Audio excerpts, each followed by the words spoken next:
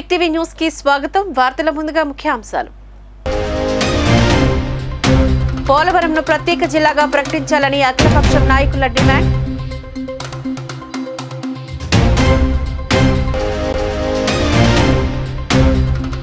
విశాఖలో అర్ధరాత్రి దారుణం, తహసీల్దార్ హత్య, ల్యాండ్ మాఫియా పనే అని అనుమానం.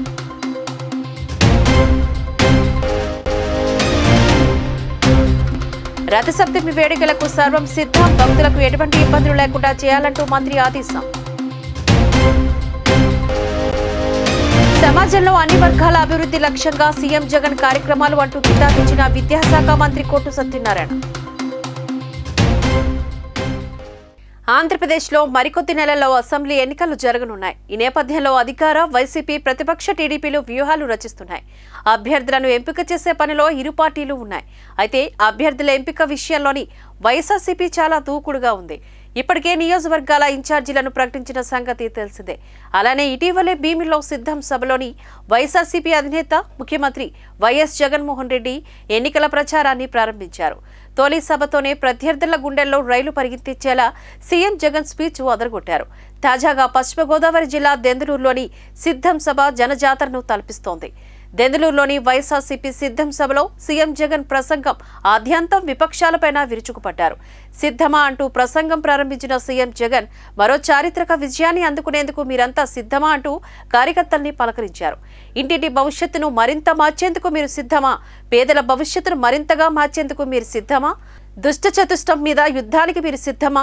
రామాయణం, మహాభారతంలో ఉన్న విల్లలను అందరూ చంద్రబాబు, ఈనాడు, ఆంధ్రజ్యోతి, టీవీ5 దత్తపుత్రుడు రూపంలో ఇక్కడే ఉన్నారు అంటూ మండిపడ్డారు. వేదిక మీద ఉన్న వారందరూ కూర్చోవలసిందిగా కోరుకుంటున్నామండి. ప్రతి ఒక్కరూ కూర్చోవాలండి, ఎవరు లేచి నిలబడవద్దు, అందరూ కూర్చోవలసిందిగా రిక్వెస్ట్ చేస్తున్నాం.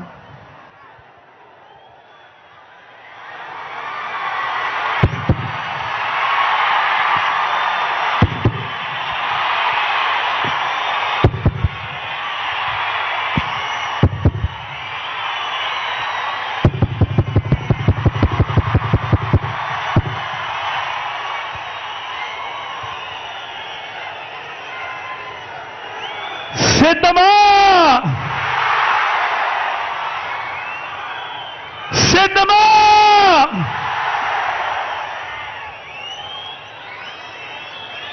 మరో చారిత్రక విజయాన్ని అందుకునేందుకు మీరంతా సిద్ధమేనా?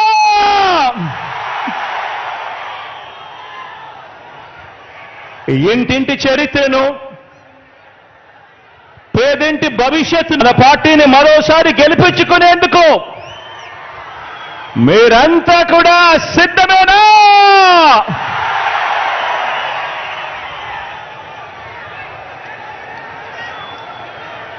పేదల భవిష్యత్తుని, పేదల్ని కాటేసే ఎల్లో వైరస్ మీద కనిపిస్తా ఉన్న కరోనా లాంటి ఆ దుష్ట చతుష్టయం మీద యుద్ధానికి, ఓ మహా సంగ్రామానికి నా కుటుంబ సభ్యులైన నా ప్రతి అక్క, ప్రతి చెల్లెమ్మ, నా ప్రతి సోదరుడు, నా ప్రతి స్నేహితుడు, నా ప్రతి అవ్వ, నా ప్రతి తాత, మీరంతా కూడా పోలవరంను ప్రత్యేక జిల్లాగాను ప్రకటించాలి అంటూ అఖిలపక్ష నాయకులు కోరుతున్నారు. ఈ సందర్భంగా పోలవరం మండలం స్థానిక అంబేద్కర్ సెంటర్లో ఏర్పాటు చేసిన మీడియా సమావేశంలో ఆర్యవైశ్య నాయకులు నాలం గాంధీ మాట్లాడారు. రాష్ట్ర అభివృద్ధి కోసం పోలవరం ప్రాజెక్టు నిర్మాణం చేపట్టడంతో ఏజెన్సీ గ్రామాలను తరలించడం జరిగిందని, దాంతో పోలవరం నిర్మానుషంగా మారి ఏ విధమైన వ్యాపారాలు లేక వ్యాపారులు, చేతివృత్తుల వారు, అన్ని వర్గాల ప్రజలు తీవ్ర ఇబ్బందులు పడుతున్నారని అన్నారు. పోలవరంలో జిల్లాగా ప్రకటించి పూర్వ వైభవం తీసుకురావాలని కోరుతూ ఫిబ్రవరి 4వ తారీఖున జరిగే అఖిలపక్ష సమావేశానికి పార్టీలకు అతీతంగా అన్ని వర్గాల ప్రజలు అధిక సంఖ్యలో పాల్గొవాలని కోరారు. అనంతరం అఖిలపక్ష నాయకులు సొబ్బన మోహన్ మాట్లాడుతూ పోలవరం ప్రత్యేక జిల్లా పోరాట ప్రజావేదికకు వర్తక సంఘాలు, ప్రజా సంఘాలు, అన్ని పార్టీ నాయకులు, ప్రజలు తరలి రావాలని పిలుపునిచ్చారు. పోలవరం ప్రాజెక్టు కోసం నిర్వాసితులతో పాటుగా పోలవరం ప్రజలు సర్వం కోల్పోయారని ఆరోపించారు. ఈ కార్యక్రమంలోనే అఖిలపక్ష నాయకులు, మైనార్టీ నాయకులు, మసీద్ ప్రెసిడెంట్ యాసిన్, తూర్పు కాపు నాయకులు, వడ్రంగి సంఘం నాయకులు, తాపి సంఘం, రజక సంఘం నాయకులు తదితరులు పాల్గొన్నారు. జోహార్ బాబా సాహెబ్ అంబేద్కర్. జోహార్ జోహార్ బాబా సాహెబ్ అంబేద్కర్. జోహార్ జోహార్ బాబా సాహెబ్ అంబేద్కర్. జోహార్. ఇటువంటి సౌకర్యాలు లేక చాలా ఇబ్బందులు పడుతున్నాం. ఎందుకంటే ప్రాజెక్టు వస్తుంది మమ్మల్ని ఏదో ముందుకు తీసుకెళ్తుందని ఆశిస్తే మా ఆశలన్నీ అత్యాశలు అయిపోయినాయి. కానీ ఇప్పుడైనా సరే మా సీఎం గారు పోలవరాన్ని దృష్టిలో పెట్టుకొని దీన్ని జిల్లాగా ప్రకటిస్తే మేము కొంత సంతృప్తిగా వ్యక్తం చేస్తాం. ఎందుకంటే మాకున్న ఆధారాలన్నీ పోని, పోలవరంలో ఉన్న ఆధారాలన్నీ పై గ్రామాలన్నీ ముప్పు గ్రామాలన్నీ పోని, దానివల్ల ఇక్కడ బిజినెస్ చేసుకునే వ్యక్తులు కూడా చాలా బోరీ కూడా అవ్వలేని పరిస్థితిలో ఉన్నారు వృత్తివారీగా. అలాగే ఇక్కడ ఉన్న పరిస్థితులు చాలా దీనంగా ఉన్నాయి. అలాగే టూరిజం పాయింట్ ఉంది కదని లాడ్జీలు అందరూ కట్టారు, వాళ్ళకు కూడా ఎటువంటి రాబడి లేక కరెంట్ బిల్లు కట్టలేక చాలా ఇబ్బందులు పడుతున్నారు. టూరిజం పాయింట్ కూడా ఇటేపు తీసుకురావాలని కోరుతున్నాం పోలవరం ఏరియాలోకి. అలాగే 4వ తారీఖు ఆదివారం మధ్యాహ్నం 3 గంటలకి అంబేద్కర్ సెంటర్లో అఖిలపక్ష సమావేశం ఏర్పాటు చేసాం. దీనికి ప్రజావేదికగా మొత్తం అన్ని పార్టీలు, అన్ని కులాలు, అన్ని వర్గాలు, అన్ని తెగలు అందరూ కలిసి ఇందులో పాల్గొని మన నిరసన వ్యక్తం చేయాలని కోరుతున్నాం. ఎవరి అభిప్రాయాలు సేకరించి ఆ రోజుని తర్వాత ఏం చేయాలన్నది అందరూ నిర్ణయించుకుని చేద్దామన్న ఒక ఆలోచనతో ఆదివారం సాయంత్రం 3 గంటలకి మీటింగ్ పెట్టాం. ఈ మీటింగ్కి అందరూ ప్రజావేదికలు అందరూ పాల్గొనాలని కోరుతున్నాం. విశాఖ జిల్లా మధురవాడలో ఓ తహసీల్దార్ దారుణ హత్యకు గురయ్యాడు. తహసీల్దార్గా బాధ్యతలు చేపట్టిన రోజే ఆయన ఇంట్లోనే దుండగులు చంపేశారు. చినగదిలి రూరల్ తహసీల్దార్గా ఉన్న సనపల్ల రమణయ్య ఎన్నికల నేపథ్యంలో ఇటీవలే విజయనగరం జిల్లా నుంచి పంటుపల్లికి బదిలీ అయ్యారు. బాధ్యతలు చేపట్టిన ఆయన కొమాదిలో తన ఇంటికి చేరుకున్నారు. రాత్రి 10:15 సమయంలో ఫోన్ రావడంతో కిందకి వచ్చి అపార్ట్మెంట్ గేట్ వద్ద ఓ వ్యక్తిని కలిసినట్లు సీసీటీవీ ఫుటేజ్లో నమోదైంది.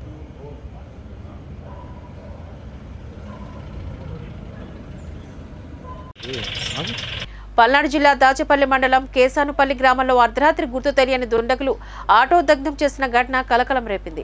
కేసనపల్లిలో ఇంటి ముందు నిలిపి ఉన్న ఆటోకి నిప్పు అంటించడంతో మంటల్లో ఆటో పూర్తిగా దగ్ధమైంది. ఆటో నడుపుకుంటూ జీవనం సాగిస్తున్న కేసానుపల్లి గ్రామానికి చెందిన షేక్ రఫీ అనే వ్యక్తి నిన్న రాత్రి ఇంటికి వచ్చి ఇంటి ముందు నిలిపి ఉంచాడు. అయితే అర్ధరాత్రి గుర్తు తెలియని దుండగులు ఆటోని పెట్రోల్ పోసి నిప్పంటించి పరారయ్యారు. మంటలు చెలరేగే సమయంలో పక్క ఇంటి వారు సమాచారం ఇవ్వడంతో నీళ్లు పోసి మంటల్ని అదుపు చేసినట్లుగా బాధితుడు రఫీ తెలిపాడు. ఘటనపైన పోలీసులు ఫిర్యాదు చేసిన రఫీ తమను ప్రభుత్వం ఆదుకోవాలంటూ విజ్ఞప్తి చేస్తున్నారు. భక్తులకు ఎటువంటి ఇబ్బంది రానివ్వకుండా అరసవల్లి ఆలయ అధికారులు అన్ని ఏర్పాట్లకు పకడ్బందీగా చేయాలంటూ రెవెన్యూ శాఖ మంత్రులు ధర్మాన ప్రసాదరావు కోరారు. ఈ నెల 16వ తేదీన జరగనున్న శ్రీ సూర్యనారాయణ స్వామివారి రథసప్తమి వేడుక ఆహ్వాన పత్రికను రెవెన్యూ మంత్రి ధర్మాన ప్రసాదరావు ఆవిష్కరించారు. తొలుత మంత్రి ధర్మాన స్వామిని దర్శించుకున్నారు. అనంతరం వేద ఆశీర్వచనం అందుకున్నారు. ప్రతి ఏటా మాదిరిగానే ఉత్సవాలలో పాల్గొనే భక్తులు దేవస్థాన అధికారులు విధించే నియమ నిబంధనలు తప్పక పాటించాలని కోరుతున్నారు. అప్పుడే వేడుకల్లో తప్పులు జరిగేందుకు ఆస్కారం ఉండదని అన్నారు. గత సంవత్సరం అనుభవాలను దృష్టిలో ఉంచుకుని వేడుకలు నిర్వహించాలని ఆదేశించారు. దేశం నలుమూలల నుంచి రథసప్తమికి ఇక్కడికి వస్తారని, వారికి ఎటువంటి ఇబ్బందులు తలెత్తకుండా చూడాలని ఆయా సంబంధిత ఆలయ అధికారులను ఆయన సూచించారు.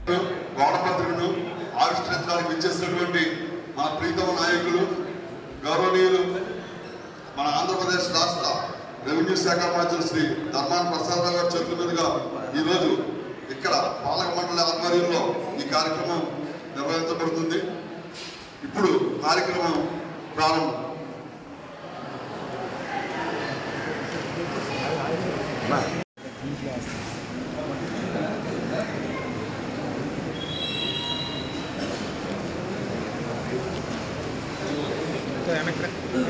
కొద్దిగా వెనక్కి అలాగే నాగరాజు వెనక్కి వచ్చి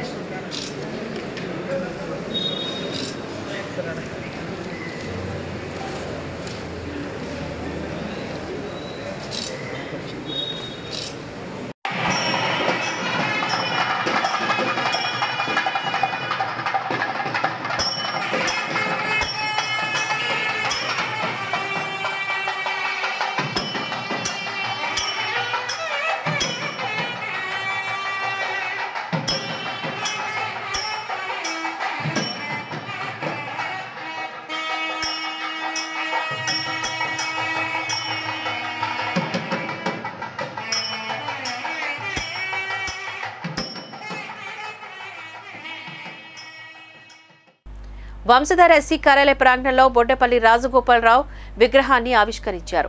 అనంతరం మీడియాతోని మంత్రి ధర్మాన ప్రసాదరావు సమావేశమయ్యారు. ఈ సందర్భంగా ఆయన మాట్లాడుతూ ఈ ప్రాంగణాన బొడ్డేపల్లి రాజగోపాలరావు విగ్రహం పెట్టడం సబబు, వంశధార ప్రాజెక్టు సాధనలో ప్రముఖ పాత్ర పోషించిన బొడ్డేపల్లి విగ్రహం పెట్టడం సమంజసం.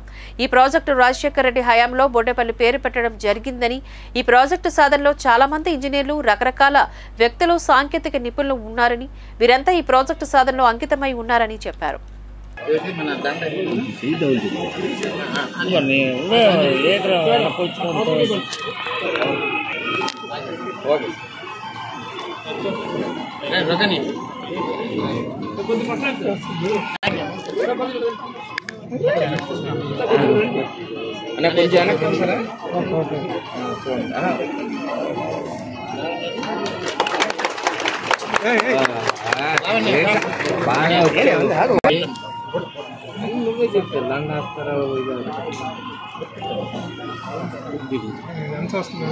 మా టీవీ గారు మన అన్ని శ్రీనివాస్ అని జేఈ గారు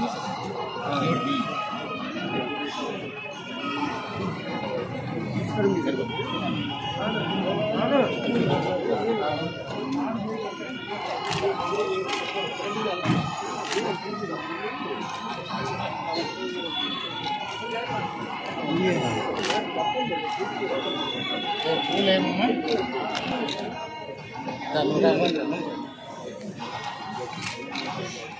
వాళ్ళందరికీ रुको भाई ना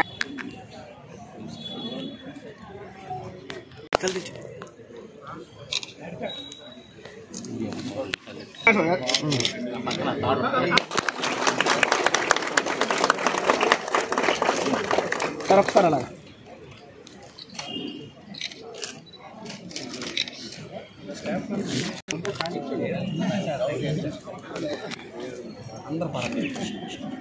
అందరున్నా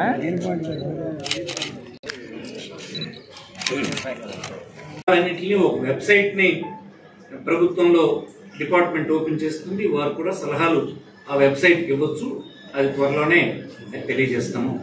ఇవన్నీ పూర్తయ్యేదాకా ఈ చట్టాన్ని అమలు చేయము. ఇందులో కొంతమంది హైకోర్టుకు కూడా వెళ్ళారు. హైకోర్టులో ఉండే అంశాల్లో హైకోర్టు నుంచి వచ్చినటువంటి సలహాలు ఏంటో, హైకోర్టు నుంచి వచ్చినటువంటి డైరెక్షన్స్ ఏంటో కూడా ప్రభుత్వం పరిశీలిస్తుంది. ఇవన్నీ అయిన తర్వాత మాత్రమే ఈ చట్టం అమలు చేయడం జరుగుతుంది. ఇదేమి ఆదరాబాదరాగా ఇప్పుడు అమలు చేసే స్థితిలో ప్రభుత్వం లేదు. చట్టం అనేది దేశవ్యాప్త ప్రయోజనాల కోసం తెచ్చినట్టు. ఇది ఆంధ్రప్రదేశ్ ప్రభుత్వం ఒకటే కాదు, దేశంలోని అన్ని రాష్ట్ర ప్రభుత్వాలు చేయాలనుకుంటున్నాయి. మనకి ఇంకొక 8-9 రాష్ట్రాలు మనం చేసిన చట్టాన్ని పరిశీలిస్తున్నాయి. కేంద్ర ప్రభుత్వం అయితే అన్ని రాష్ట్రాలు చేయడానికి ఒత్తిడి తీసుకొస్తున్నారు. అందుకోసం మోడల్ యాక్ట్ పెట్టారు. ప్రపంచంలో 175 దేశాలు ఈ చట్టాన్ని తెచ్చుకున్నాయి. టైటిల్ క్లియర్గా లేకపోవడం వలన ఇన్వెస్ట్మెంట్ రావడం, ఇన్వెస్ట్మెంట్ ద్వారా రెవెన్యూ రావడం, ఇన్వెస్ట్మెంట్ ద్వారా ఎంప్లాయ్మెంట్ రావడం, అనేక అంశాలు దీంట్లో దాగి ఉన్నాయి. అన్నిటికంటే ముఖ్యం సరైన టైటిల్ లేకపోతే ఈనాడు జరుగుతుంది ఏంటంటే ధనవంతుల చేతికి బీద వాళ్ళ ఆస్తులు వెళ్ళిపోతున్నాయి. ముఖ్యంగా న్యాయ వ్యవస్థలో ఉన్నటువంటి వాళ్ళందరూ పరిశీలించాలి.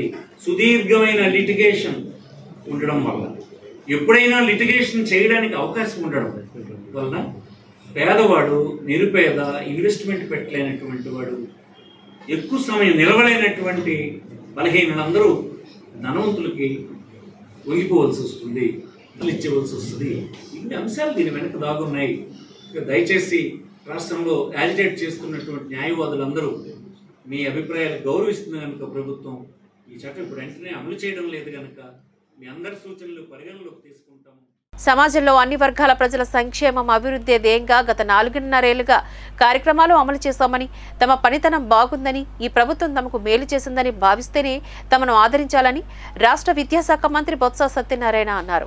మహిళల ఆర్థిక స్థితిగతులు మెరుగుపరచడానికే వారి పిల్లలకు న్యాయమైన చదువుల కోసం ఈ 4.5 ఏళ్లలోని ముఖ్యమంత్రి శ్రీ వైఎస్ జగన్మోహన్ రెడ్డి గతంలోని ఏ ప్రభుత్వం ఆలోచించని విధంగా కార్యక్రమాలు చేపట్టారని, దీన్ని గుర్తించాలని అన్నారు. గత ప్రభుత్వాలకి ప్రభుత్వ పాలనకు గల తేడాను గుర్తించాలని హితవు పలికారు. గరివిడలోని వైఎస్ఆర్ సంబరాలు 4వ విడత కార్యక్రమంలో మంత్రి ముఖ్య అతిథిగా పాల్గొన్నారు. ఈ కార్యక్రమంలో joint collector K Karthik, MPP Meesala Vijayalakshmi, ZPTC Vakada Srinivasarao, DRDA project director Kalyana Chakravarthi, మండల స్థాయి అధికారులు, ప్రజాప్రతినిధులు, మహిళలు పెద్ద ఎత్తున పాల్గొన్నారు. ఈ రాష్ట్ర ముఖ్యమంత్రులు వైఎస్ జగన్మోహన్ రెడ్డి గారికి అలాగే మరియు గౌరవనీయులు మన శాసనసభ్యులు మన మంత్రివర్యులు పెద్దల బొత్స సత్యనారాయణ గారికి అభినందనలు తెలియజేయడానికి కృతజ్ఞతలు తెలియజేయడానికి విచ్చేసిన మా మహిళా సోదరి సోదరులందరికీ కూడా ప్రత్యేకంగా ధన్యవాదాలు. కీర్తిశేషులు ఆనాడు రాజశేఖర రెడ్డి గారు సంక్షేమ పాలన అంటే ఆయన చెప్పారు, పేదవాడికి గాని ఒక మహిళా తల్లికి గాని ఒక సంక్షేమ కార్యక్రమం చేయాలన్నా ఆ మహిళలు గాని ఆర్థికంగా వారిని ఆదుకోవాలంటే ఆనాడు వారు చూపించారు. మరి వారు తనేడు వచ్చాడు. మరి మీ అందరికీ తెలుసు. చివరి కూర్చున్న ఏ ఒక్కరేసి ఇక్కడ నుంచి ఆ చివరి కూర్చున్న ఆ ఎంఆర్కు కూడా ఈ 4 సంవత్సరాల ఆర్థిక పరిస్థితుల్లో ఏ అమ్మాయినా ఏమైనా ఇబ్బంది పడిందా, మీ గౌరవాన్ని తాగట్టు పెట్టుకొని చేయించే పరిస్థితి మీకు వచ్చిందా మీరు ఆలోచించేప్పుడు మనల్ని కోరుతున్నాం. ఇక్కడ కూర్చున్న సుమారు 14,000-12,000 మంది మహిళలందరినీ కూడా అది స్వర్గీయ రాజశేఖర గారి తాలూకు ఆశయం, జగన్మోహన్ రెడ్డి గారి తాలూకా నిర్ణయం. ఈ డబ్బుని ఆ రోజు చెప్పారు జగన్మోహన్ రెడ్డి గారు, చంద్రబాబు నాయుడు మహోత్సవం మాయా చేయకుండా నాకు అవకాశం ఇచ్చి రుణమాఫీ చేయలేను, కానీ ప్రభుత్వం తాలూకా పనితీరు ఏదైనా చెప్తే చేస్తాం, ఏదైనా చేసిందే చెప్పడం అనేది ఇవాళ ఆనవాయితీ. ఇందాక చంద్రశేఖర్ మాట్లాడినా ఎవరు మాట్లాడినప్పటికీ కూడా మీకే ఈ పని చేస్తే బాగుంటుందని మీ ప్రెసిడెంట్ గారిని అనుకుంటున్నారు, ఈ పని చేస్తే బాగుంటుందని మీరు ప్రభుత్వం చేస్తే బాగుంటుందని నేను ఒక్కనే కాదు ఇది ఈ వేదిక మీద కూర్చున్నా మా ఎంపీపీలు, మా జెడ్పీటీసీలు, మా జెడ్పీ చైర్మన్, మా ఎంపీ గారు, మా పెద్దలు అందరూ కలిసి ఇలా ఉన్న మీ ప్రజల కోసం, మీ గరిడలో ఉన్న మీ ఆర్థిక పరిస్థితులు మెరుగుపరచడం కోసం, మీ ఆరోగ్యం శుభ్రంగా ఉండడం కోసం మీ ప్రతి అంశాన్ని మరి క్షుణ్ణంగా తీసుకొని సున్నితంగా మళ్ళీ ఒకసారి మనం చేస్తాం. ఇంకా అక్కడ ఎక్కడో శాతం ఇంకా రోడ్లుగా కొన్ని ఊర్లకి మిగిలిపోయిన నేపథ్యం ఉంటుంది. ఇంకో 2-3 నెలల్లో 4 నెలల్లో 6 నెలలు కూడా కూడా గరుడి పనులలో మా ఊరికి రోడ్డు లేదు అనే సమస్య లేకుండా ఆ కార్యక్రమాన్ని చేస్తున్నామనే విషయాన్ని ఏ ఒక్కరైనా చెప్తే సాధించుకుంటా మా ఊరికి కార్యక్రమం లేదంటే అలా కాకుండా ఇవాళ కార్యక్రమాన్ని చేస్తున్నాం. వచ్చే ఎన్నికల్లో వైసీపీ విజయం ఖాయమని కావలి ఎమ్మెల్యే ప్రతాప్ కుమార్ రెడ్డి స్పష్టం చేశారు. నెల్లూరులో ఏర్పాటు చేసిన మీడియా సమావేశంలో పాల్గొని ఆయన మీడియాతో మాట్లాడారు. వచ్చే ఎన్నికల్లో తనకు కావలించే పోటీ చేస్తున్నానని స్పష్టం చేశారు. గడప గడపకు మన ప్రభుత్వం కార్యక్రమంలో ఎన్నింటికి వెళ్లి సమస్యలు తెలుసుకుని పరిష్కరించామని, కావలి నియోజకవర్గంలో ప్రజలు ఓడించినా గెలిచినా వారితోనే ఉన్నానని చెప్పారు.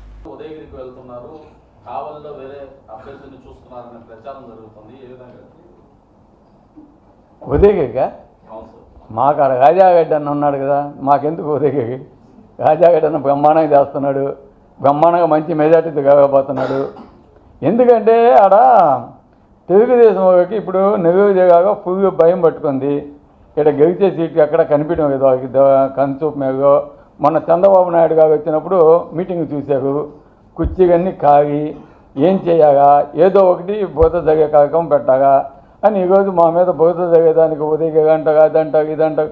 మా అన్ని సీట్లు కూడా ఎప్పుడో కన్ఫామ్ అయిపోయినాయి. ఆల్రెడీ మేము ప్రచారం చేసుకుంటా ఉన్నాము. ఆల్మోస్ట్ గడప గడపకి అయిపోయింది. అదేవిధంగా ఇప్పుడు పంచాయతీ వైద్యుగా మేము పోతా ఉన్నాము. మాకు ఎక్కడ కూడా ఇబ్బంది లేదు. బ్రహ్మాండంగా మేము మా ప్రచారాలు మునిగిపోయి ఉన్నాము అంతా. ఈ హోమోస్ ఫేమోస్ అవన్నీ నమ్మాల్సిన అవసరం లేదు. ఏంది బ్యాలెట్ పేపర్ 2024 అసెంబ్లీ అధ్యక్ష అంటాం.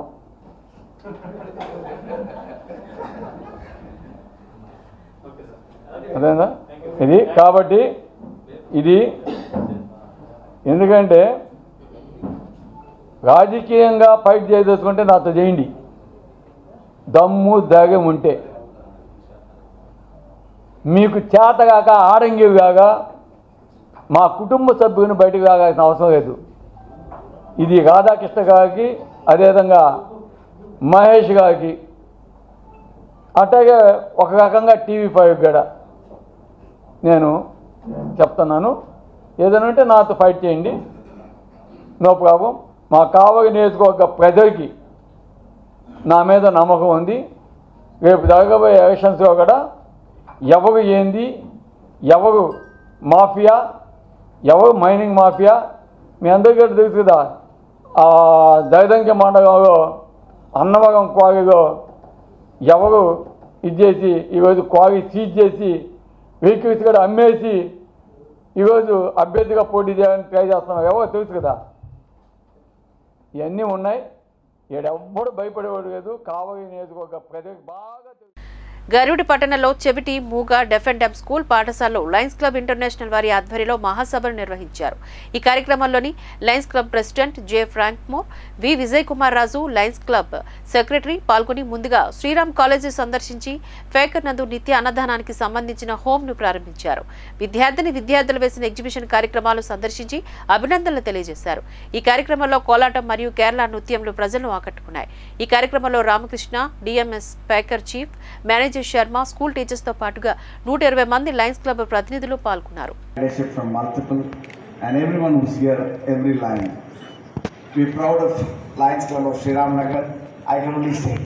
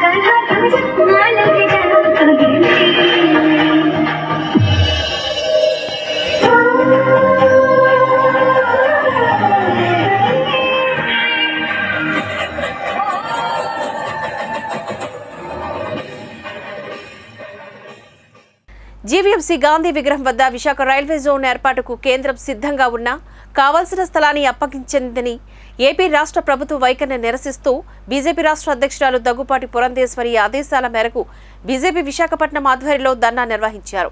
ఈ సందర్భంగా బీజేపీ రాజ్యసభ సభ్యులు జీవీఎల్ నరసింహారావు ఈ సందర్భంగా మాట్లాడారు. విశాఖ రైల్వే జోన్కు కేంద్రం సిద్ధంగా ఉందని చెప్పారు. మాజీ ఎమ్మెల్సీ పీవీఎన్ మాధవ్ మాట్లాడుతూ కేంద్ర రైల్వే మంత్రి అశ్విని వైష్ణవ్ పార్లమెంటు విభాగాల్లో రైల్వే జోన్ ఆలస్యానికి కారణం ఏపీ రాష్ట్ర ప్రభుత్వం భూమి కేటాయించకపోవడమేనంటూ స్పష్టం చేశారని చెప్పారు. శాంతియుతంగా ధర్నా చేస్తుంటే బీజేపీ కార్యకర్తలను అక్రమ అరెస్టులు చేయడం విడ్డూరంగా ఉందని అన్నారు. ఏపీ భాజపా తీవ్రంగా ఖండిస్తుందని చెప్పారు. ఈ కార్యక్రమంలో విశాఖ పార్లమెంట్ అధ్యక్షుడు మేడపాటి రవీంద్రరెడ్డి, రాష్ట్ర నాయకులు సుహాసిని ఆనంద్, సురేంద్ర మోహన్, బీజేవైఎం రాష్ట్ర ఉపాధ్యక్షులు దిలీప్ నాయుడు, వంశీ, నాగరాజు తదితరులు ఈ కార్యక్రమంలో పాల్గొన్నారు.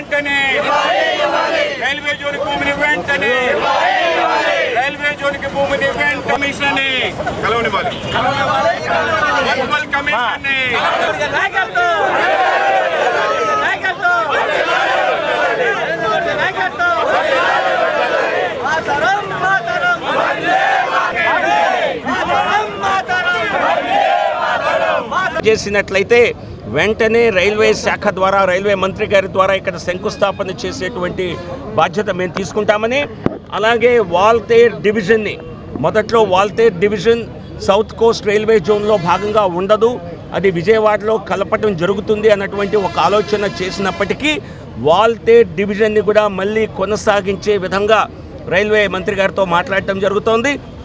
అది కూడా సాధిస్తామన్న నమ్మకం మాకుంది.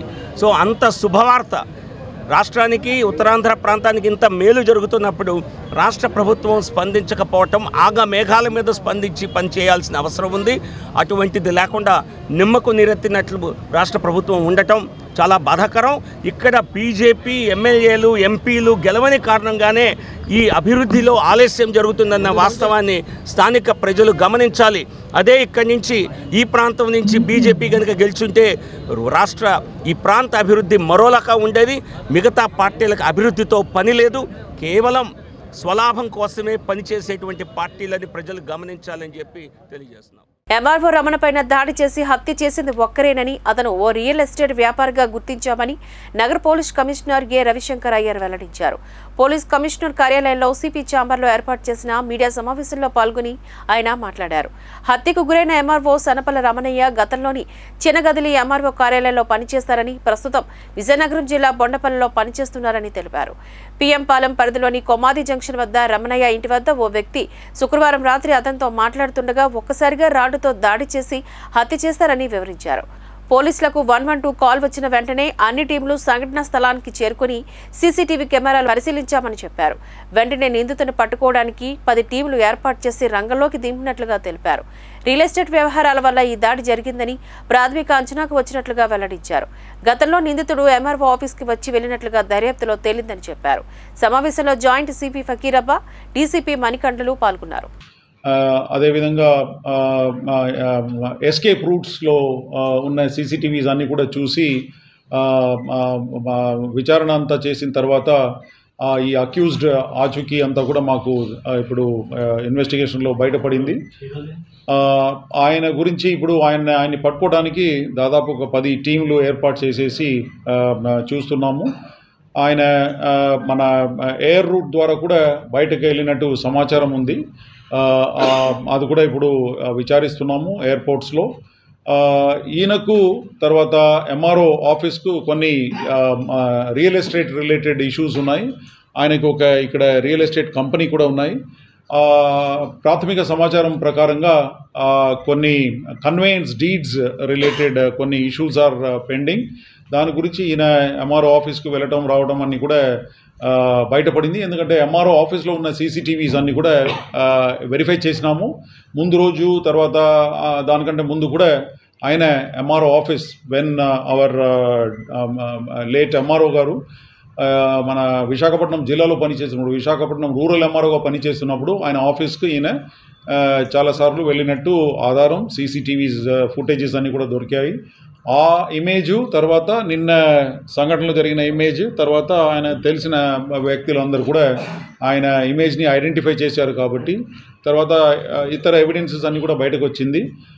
దాన్ని బట్టి ది అక్యూజ్డ్ ఐడెంటిటీ ఏదైతే ఉందో అది ఎస్టాబ్లిష్ అయిపోయింది. ఇప్పుడు ఆయన కోసం ఇప్పుడు వెతకడానికి మేము ఒక 10 టీంలు ఏర్పాటు చేసినాము. 2 ఏసీపీలు, తర్వాత 4 ఇన్స్పెక్టర్లు, ఎస్ఐలు అందరూ కూడా ఇదే పని మీద ఉన్నారు. కొన్ని లీడ్స్ ఎయిర్పోర్ట్లో కూడా వచ్చాయి, ఎయిర్పోర్ట్ వైపు. తర్వాత ఆయన టెక్నికల్ అనాలిసిస్ కూడా చేస్తున్నాము. Mobile details, IPDR analysis, internet protocol, ఎందుకంటే వాట్సాప్లో కూడా మాట్లాడినట్టు ఇదంతా ఉంది. సో ఇదంతా కూడా ఈ విధంగా ముందుకు వెళ్తున్నాము. త్వరలోనే we will apprehend him positively in no time. So Visakhapatnam city police సంఘటన జరిగిన వెంటనే రెస్పాండ్ చేసి ఈ విధంగా విదిన్ 6 hours నిందితుడు ది అక్యూజ్డ్ ఆచూకీ అన్ని కూడా ఎస్టాబ్లిష్ చేసేసి ఇప్పుడు he still on the run, but we will definitely catch hold of him. And we are not here to tolerate, Visakhapatnam City Police is not here to tolerate any kind of land grabbing activities. Definitely we will exchange more information from the revenue department. Time ku every month we are going to hold a meeting here, because it is a fact that ikkada real estate valla chala disputes vachindi maaku. Anduke ప్రజలందరినీ కూడా కోరటం ఏమంటే మాకు ఇప్పుడు స్పందన అని. Bulletin ముగించే ముందు ముఖ్యాంశాలు మరోసారి చూద్దాం. పోలవరంను ప్రత్యేక జిల్లాగా ప్రకటించాలని అఖిలపక్షం నాయకుల డిమాండ్.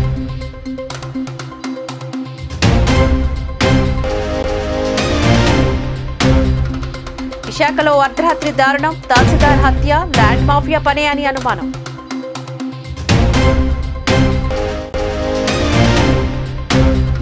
రథసప్తమి వేడుకలకు సర్వం సిద్ధం, భక్తులకు ఎటువంటి ఇబ్బందులు లేకుండా చేయాలంటూ మంత్రి ఆదేశం. సమాజంలో అన్ని వర్గాల అభివృద్ధి లక్ష్యంగా సీఎం జగన్ కార్యక్రమాలు అంటూ కితాబిచ్చిన విద్యాశాఖ మంత్రి కోట్టు సత్యనారాయణ. ఇవి బులెటిన్ అప్డేట్స్. మరిన్ని వార్తా విశేషాలతో మళ్ళీ కలుద్దాం. అంతవరకు సెలవు. నమస్కారం.